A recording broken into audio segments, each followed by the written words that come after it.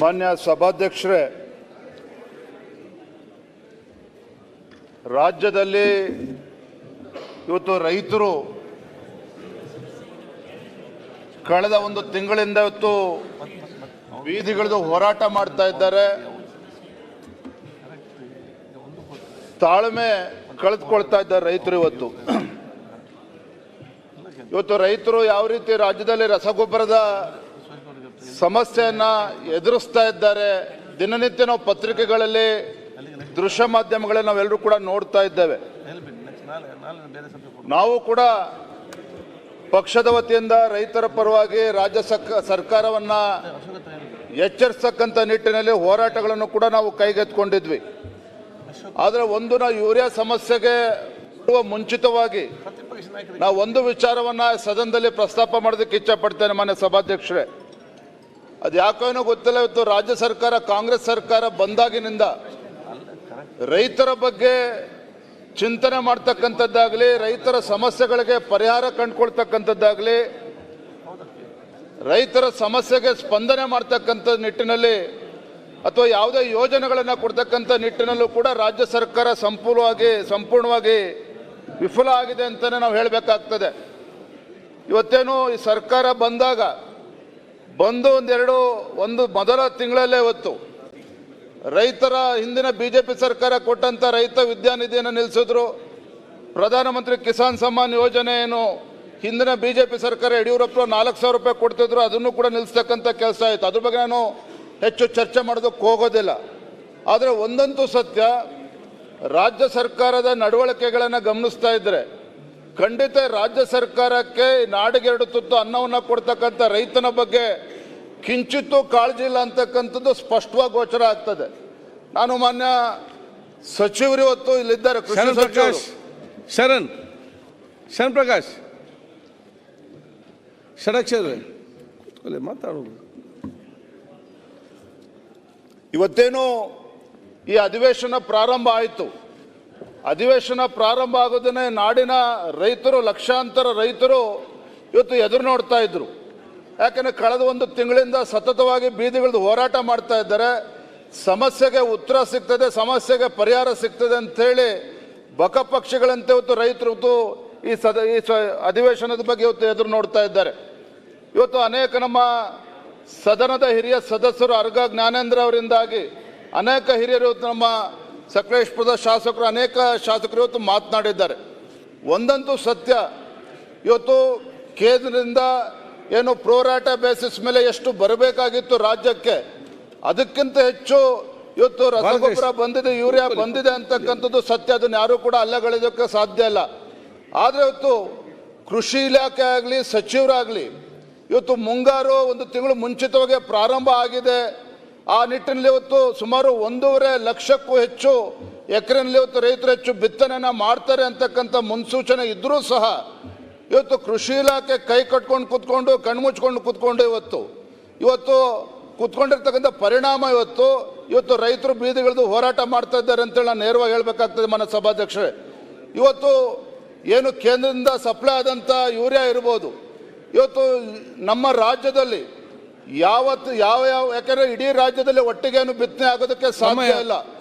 ಗುಲ್ಬರ್ಗದಲ್ಲಿ ಯಾವಾಗ ಬಿತ್ತನೆ ಆಗ್ತದೆ, ಮಲೆನಾಡು ಪ್ರದೇಶದಲ್ಲಿ ಯಾವಾಗ ಬಿತ್ತನೆ ಆಗ್ತದೆ, ರಾಜ್ಯದ ಬೇರೆ ಬೇರೆ ಜಿಲ್ಲೆಗಳಲ್ಲಿ ಯಾವಾಗ ಬಿತ್ತನೆ ಆಗ್ತದೆ, ಯಾವ ಜಿಲ್ಲೆಗಳಲ್ಲಿ ಅಲ್ಲಿ ಅಗತ್ಯ ಇರ್ತಕ್ಕಂಥ ರಸಗೊಬ್ಬರಗಳನ್ನು ಸ್ಟಾಕ್ ಮಾಡಬೇಕಾಗಿತ್ತು, ಅದನ್ನು ಸಮರ್ಪಕವಾಗಿ ಸ್ಟಾಕ್ ಮಾಡೋದಕ್ಕಾಗಲಿಲ್ಲ.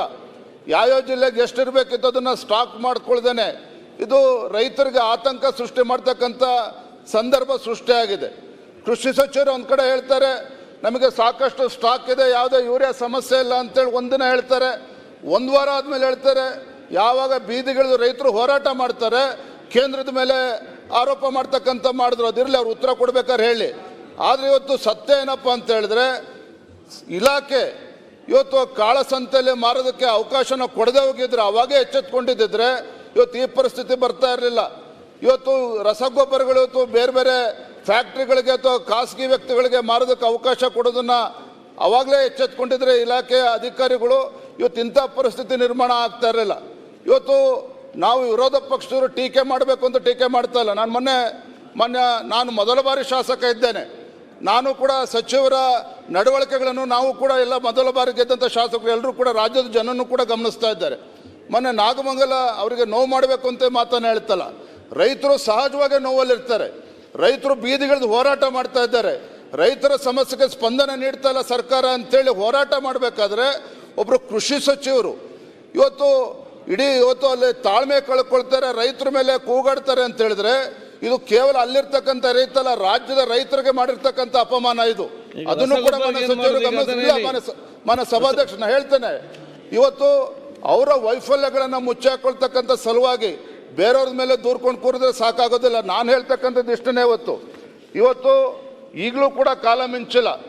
ಈಗ ತತ್ಕ್ಷಣ ಕ್ರಮವನ್ನು ಕೈಗೊಂಡು ಎಲ್ಲಿ ಕಾಳಸಂತೆಯಲ್ಲಿ ಮಾಡ್ತಾ ಇದೆ ಅಲ್ಲಿ ಎಲ್ಲ ತನಿಖೆ ಮಾಡಿ ಸರಿಯಾದ ರೀತಿಯಲ್ಲಿ ನುಗ್ಗದೆ ಖಂಡಿತ ಅದು ಸಮರ್ಪಕ ರೈತರಿಗೆ ಕೊಡೋದಕ್ಕೆ ಸಾಧ್ಯ ಆಗ್ತದೆ. ಆ ನಿಟ್ಟಿನಲ್ಲಿ ಕೃಷಿ ಸಚಿವರು ಅಥವಾ ಇಲಾಖೆ ಮುಂದಾಗಬೇಕು ಅಂತೇಳಿ ನಾನು ಈ ಸಂದರ್ಭದಲ್ಲಿ ಹೇಳ್ತೇನೆ. ಮೊನ್ನೆ ಶಾಸಕರಾಗಿರ್ತಕ್ಕಂಥ ನಮ್ಮ ಮಂಜು ಅವರು ಸಕಲೇಶ್ಪುರ ಶಾಸಕರು ಹೇಳಿದರು, ಇವತ್ತು ಹಾಸನ ಜಿಲ್ಲೆಯಲ್ಲಿ ಕೂಡ ಹಾಸನ ಜಿಲ್ಲೆಯಲ್ಲಿ ಏನು ಕಳಪೆ ಬೀಜವನ್ನು ಕೊಟ್ಟಿರ್ತಕ್ಕಂಥ ಸಂದರ್ಭದಲ್ಲಿ ರೈತರು ಬೀದಿಗಿಳಿದು ಹೋರಾಟ ಮಾಡ್ತಾ ಇದ್ದಾರೆ. ಮೊನ್ನೆನೂ ಕೂಡ ಬೆಂಗಳೂರಿಗೆ ಬಂದು ರೈತ ಮುಖಂಡರು ಎಲ್ಲರೂ ಕೂಡ ನಮ್ಮನ್ನು ಕೂಡ ಭೇಟಿ ಮಾಡಿ ಮನವಿಯನ್ನು ಕೂಡ ಕೊಟ್ಟಿದ್ದಾರೆ. ಅವರ ಆಗ್ರಹ ಏನು ಅಂತ ಹೇಳಿದ್ರೆ, ಯಾವ ಖಾಸಗಿ ಕಂಪನಿಗಳು ಈ ರೀತಿ ರೈತರಿಗೆ ಇವತ್ತು ಕಳಪೆ ಬೀಜನ ಕೊಟ್ಟು ಅನ್ಯಾಯ ಮಾಡಿದ್ದಾರೆ, ಆ ಕಂಪನಿಗಳ ಮೇಲೆ ಒಂದು ಕ್ರಿಮಿನಲ್ ಮೊಕದ್ದಮೆ ಕೇವಲ ಹಾಸನ ಜಿಲ್ಲೆ ಅಲ್ಲ, ರಾಜ್ಯದ ಅನೇಕ ಜಿಲ್ಲೆಗಳಲ್ಲಿ ಈ ರೀತಿ ಅನಾಹುತಗಳಾಗಿದ್ದಾವೆ. ಯಾವ ಖಾಸಗಿ ಕಂಪನಿಗಳು ಈ ರೀತಿ ಈ ಒಂದು ಕೆಲಸಕ್ಕೆ ಕೈ ಹಾಕಿದ್ದಾರೆ ಅವರ ವಿರುದ್ಧ ನಿರ್ದಾಕ್ಷಿಣ್ಯವಾಗಿ ಕ್ರಿಮಿನಲ್ ಮೊಕದ್ದಮೆಯನ್ನು ದಾಖಲು ಮಾಡಿ ಅವ್ರ ಮೇಲೆ ಕ್ರಮವನ್ನು ಕೈಗೊಳ್ಳಿಲ್ಲ ಅಂತ ಹೇಳಿದ್ರೆ ಇದು ನಿರಂತರವಾಗಿ ನಡೀತಾ ಇರ್ತದೆ. ಅದ್ರ ಬಗ್ಗೆ ಯಾವುದೇ ಅನುಮಾನ ಇಲ್ಲ. ಮತ್ತು ಇವತ್ತೇನು ಯಾವ ಜಿಲ್ಲೆನಲ್ಲಿ ಈ ರೀತಿ ಕಳಪೆ ಬೀಜದಿಂದ ಅನ್ಯಾಯ ಆಗಿದೆ ರೈತರಿಗೆ, ಎಕರೆಗೆ ಕನಿಷ್ಠ 1 ಲಕ್ಷ ಪರಿಹಾರ ಕೊಡಬೇಕು ಅನ್ನುವ ಅಪೇಕ್ಷೆ ರೈತರಲ್ಲಿ ಇರ್ತಕ್ಕಂಥದ್ದು. ಇವತ್ತು ಆ ನಿಟ್ಟಿನಲ್ಲೂ ಕೂಡ ಮಾನ್ಯ ಕೃಷಿ ಸಚಿವರು ಅದ್ರ ಬಗ್ಗೆ ಉತ್ತರವನ್ನು ನೀಡಬೇಕು ಅಂತೇಳಿ ನಾನು ಈ ಸಂದರ್ಭ ಹೇಳೋದಕ್ಕೆ ಇಚ್ಛೆಪಡ್ತೇನೆ. ನನ್ನ ಸಭಾಧ್ಯಕ್ಷ ಒಂದು ಮಾತನ್ನು ಹೇಳಿ ನನ್ನ ಮಾತನ್ನು ಮುಗಿಸ್ತೀನಿ. ಇವತ್ತು ಹಿರಿಯರಾಗಿರ್ತಕ್ಕಂಥ ಆಡಳಿತ ಪಕ್ಷ ಶಾಸಕರು ಕೂಡ ಇವತ್ತು ಉಲ್ಲೇಖ ಮಾಡಿದ್ರು. ಇವತ್ತು ಇದೇ ಸಂದರ್ಭ ರೈತರ ಬಗ್ಗೆ ಮಾತನಾಡ್ತಾ ಇವತ್ತೇನು ತುಂಗಭದ್ರಾ ಜಲಾಶಯದಲ್ಲಿ ಕಳೆದ ಬಾರಿ ನಮಗೆ ಗೊತ್ತಿದೆ, ಅವತ್ತು ಒಂದು ಕ್ರಸ್ಟ್ ಗೇಟ್ ಮುರಿದು ಬಿದ್ದಂಥ ಸಂದರ್ಭದಲ್ಲಿ ಸ್ವತಃ ಮುಖ್ಯಮಂತ್ರಿಗಳೇ ಭರವಸೆನ ಕೊಟ್ಟರು. ಇರ್ತಕ್ಕಂಥ ಉಳಿದಂಥ ಗೇಟ್ಗಳನ್ನು ಕೂಡ ತತ್ಕ್ಷಣ ದುರಸ್ತಿ ಮಾಡ್ತೇವೆ ಅಂತೇಳಿ ಭರವಸೆನ ಕೊಟ್ಟಿದ್ರು. ಆದರೆ ಆ ವಿಚಾರದಲ್ಲಿ ಇನ್ನೂ ಕೂಡ ಆಮೆಗತಿಯಲ್ಲಿ ಸಾಗ್ತಾ ಇದೆ ಹೊರತು ಆ ವಿಚಾರದಲ್ಲಿ ರೈತರಿಗೆ ಸಹಕಾರ ಕೊಡ್ತಕ್ಕಂಥ ನಿಟ್ಟಿನಲ್ಲಿ ಆ ಗೇಟನ್ನು ರಿಪೇರಿ ಮಾಡ್ತಕ್ಕಂಥ ನಿಟ್ಟಿನಲ್ಲಿ ರಾಜ್ಯ ಸರ್ಕಾರ ಇನ್ನೂ ಕೂಡ ಮುಂದೆ ಹೆಜ್ಜೆ ಇಟ್ಟಿಲ್ಲ. ದುರಂತ ಏನಪ್ಪ ಅಂತ ಹೇಳಿದ್ರೆ ಇವತ್ತು ರಾಯಚೂರು ಇರ್ಬೋದು, ಕೊಪ್ಪಳ ಇರ್ಬೋದು, ಯಾದಗಿರಿ ಇರ್ಬೋದು, ಈ ಭಾಗದ ಕಲ್ಯಾಣ ಕರ್ನಾಟಕದ ಜಿಲ್ಲೆಗಳು ಪ್ರತಿ ಬಾರಿನೂ ಕೂಡ ರೈತರು 2 ಬೆಳೆಯನ್ನು ನಿರೀಕ್ಷೆ ಮಾಡ್ತಾ ಇದ್ರು, 2 ಬೆಳೆಯನ್ನು ತೆಗಿತಾ ಇದ್ರು. ಇವತ್ತು ರಾಜ್ಯ ಸರ್ಕಾರ ಮಾಡಿರ್ತಕ್ಕಂಥ ಅನಾಹುತದಿಂದ ಈ ಬಾರಿ ರೈತರು ಒಂದೇ ಬೆಳೆಗೆ ಇವತ್ತು ಸೀಮಿತ ಆಗ್ತಕ್ಕಂಥ ಸಂದರ್ಭ ಸೃಷ್ಟಿಯಾಗಿದೆ ಮಾನ್ಯ ಸಭಾಧ್ಯಕ್ಷರೇ. ಹಾಗಾಗಿ ನಾನು ಹೇಳ್ತಕ್ಕಂಥದ್ದು, ಇವತ್ತು ರೈತರ ವಿಚಾರ ಬಂದಾಗ ನಾವೇನಂತ ಕರಿತೇವೆ, ರೈತರು ಇವತ್ತು ನಾಡಿಗೆ 2 ತುತ್ತು ಅನ್ನವನ್ನು ಕೊಡ್ತಕ್ಕಂಥ ರೈತ ಬಡ ರೈತ ಅಂತೇಳಿ ನಾವು ಉಲ್ಲೇಖ ಮಾಡ್ತಾ ಇದ್ದೇವೆ. ಇಂಥ ದುಸ್ಥಿತಿಗೆ ಇವತ್ತು ರಾಜ್ಯದ ರೈತನ ಪರಿಸ್ಥಿತಿಗೆ ಬಂದಿದೆ ಅಂತ ಹೇಳಿದ್ರೆ ಈಗಲಾದರೂ ಕೂಡ ರಾಜ್ಯ ಸರ್ಕಾರ ಎಚ್ಚೆತ್ತುಕೊಂಡು ಇವತ್ತು ರೈತರ ಸಂಕಷ್ಟಕ್ಕೆ ಸಹಾನುಭೂತಿಯಿಂದ ಸ್ಪಂದನೆ ಮಾಡಬೇಕು. ಎಲ್ಲಿ ಬೆಳೆ ನಾಶ ಆಗಿದೆ, ಬೆಳೆ ನಾಶ ಆಗಿರ್ತಕ್ಕಂಥ ತತ್ಕ್ಷಣ ಅಧಿಕಾರಿಗಳು ಹೋಗಬೇಕಲ್ಲಿ, ಆ ಹೊಲಕ್ಕೆ ಹೋಗಿ ಸರ್ವೆ ಮಾಡಿ ಯಾವ ರೀತಿ ಅದಕ್ಕೆ ಪರಿಹಾರ ಕೊಡಬೇಕು, ಸರ್ವೆ ಮಾಡೋದಕ್ಕೂ ಕೂಡ ರೈತರು ಹೊಲಕ್ಕೆ ಹೋಗೋದಿಲ್ಲ, ಹಳ್ಳಿಗಳಿಗೆ ಹೋಗೋದಿಲ್ಲ. ಇವತ್ತು ಎಸಿ ರೂಮಲ್ಲೇ ಕೂತ್ಕೊಂಡು ಚರ್ಚೆ ಮಾಡ್ತಾರೆ ಅಂದರೆ ಖಂಡಿತ ಒಳ್ಳೇದಾಗೋದಕ್ಕೆ ಸಾಧ್ಯ ಇಲ್ಲ. ಆ ನಿಟ್ಟಿನಲ್ಲೂ ಕೂಡ ಮಾನ್ಯ ಕೃಷಿ ಸಚಿವರು ತಮ್ಮ ಮೂಲಕ ವಿನಂತಿ ಮಾಡ್ತೇನೆ, ರೈತರ ವಿಚಾರದಲ್ಲಿ ಇವತ್ತು ಎಚ್ಚರಿಕೆ ನಾವು ನಡ್ಕೋಬೇಕಾಗ್ತದೆ. ಇವತ್ತು ಕೊನೆಯದನ್ನು ಹೇಳಬೇಕು ಬೇಡ ಗೊತ್ತಿಲ್ಲ, ಆದರೂ ಕೂಡ ಒಂದು ಮಾತು ಹೇಳ್ತೇನೆ. ಇವತ್ತು ರಾಜ್ಯದಲ್ಲಿ ರೈತರು ಪ್ರಶ್ನೆ ಮಾಡ್ತಾ ಇದ್ದಾರೆ, ಎಲ್ಲಿದ್ದಾರೆ ಕೃಷಿ ಸಚಿವರು ಅಂತೇಳಿ. ಹಾಗಾಗಿ ತಮ್ಮ ಮೂಲಕ ನಾವು ವಿನಂತಿ ಮಾಡ್ತಕ್ಕಂಥದ್ದು, ಪ್ರತಿ ಜಿಲ್ಲೆಗೂ ಹೋಗಿ ಅಧಿಕಾರಿಗಳ ಜೊತೆ ಸಮಾಲೋಚನೆ ಮಾಡಿ ರೈತರ ಸಮಸ್ಯೆಗೆ ಸ್ಪಂದನೆ ಮಾಡ್ತಕ್ಕಂಥ ಕೆಲಸವನ್ನು ಪ್ರಾಮಾಣಿಕವಾಗಿ ಮಾಡಬೇಕು ಅಂತಕ್ಕಂಥ ವಿನಂತಿನ ಮಾಡ್ತಾ ನನ್ನ ಮಾತನ್ನು ಮುಗಿಸ್ತೇನೆ. ಬೇಗ ಫಿನಿಶ್ ಮಾಡಿ.